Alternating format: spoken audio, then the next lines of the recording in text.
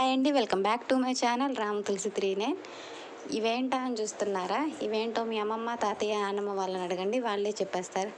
సర్లే, వాళ్ళనే విసిగిస్తారులే కానీ నేనే చెప్పేసేస్తాను. వీడియోని చివరి వరకు స్కిప్ చేయకుండా చూడండి, అవేంటో నేనే చెబుతాను.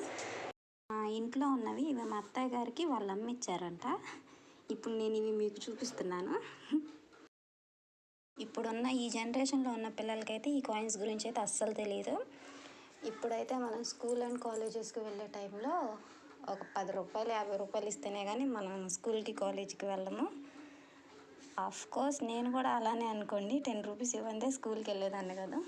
సరేలేండి, ఇప్పుడు మన చదువు గురించి మన కాలేజీ గురించి ఎందుకులే కానీ ఈ వీడియోని అయితే చూసేసేయండి. ఇవ్వండి, మనకి ఇప్పుడు 500 200 నోట్స్ ఎలానో వాళ్ళకి అప్పుడు ఈ కాయిన్స్ కూడా అలానేనంట.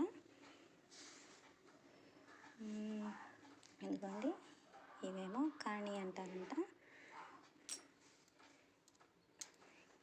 ఇదేమో 3 పైసలు, ఇదేమో 5 పైసలు, ఇదేమో 10 పైసలు, ఇదేమో 20 పైసలు, ఇదేమో 25 పైసలు, ఇదేమో 50 పైసలు, ఇదేమో 1 రూపాయి, ఇదేమో 2 రూపీస్ కాయిన్,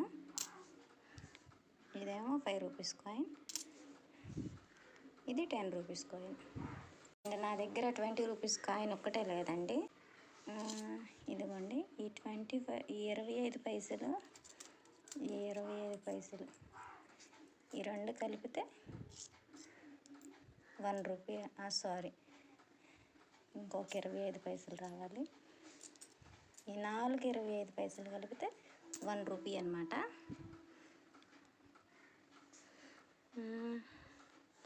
ఈ 50 పైసలు, ఈ 50 పైసలు కలిపితే 1 రూపీ అనమాట. 2 రూపాయలకే వాళ్ళ ఇంట్లోకి కావాల్సిన సరుకులన్నీ వచ్చాయంట. అండ్ అలానే వాళ్ళకి ఇంకా బ్యాలెన్స్ చిల్లర కూడా మిగిలేవంట.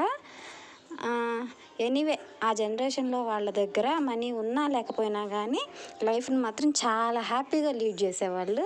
అండ్ అలానే వాళ్ళకి ఉన్నా లేకపోయినా తన పక్కన వాళ్ళకు కూడా వాళ్ళకు ఉన్న దాంట్లోనే పెట్టేవాళ్ళు, వాళ్ళు కూడా సంతోషంగా ఉండేవాళ్ళు. కానీ ఇప్పుడున్న జనరేషన్లో అలా కాదు కదా.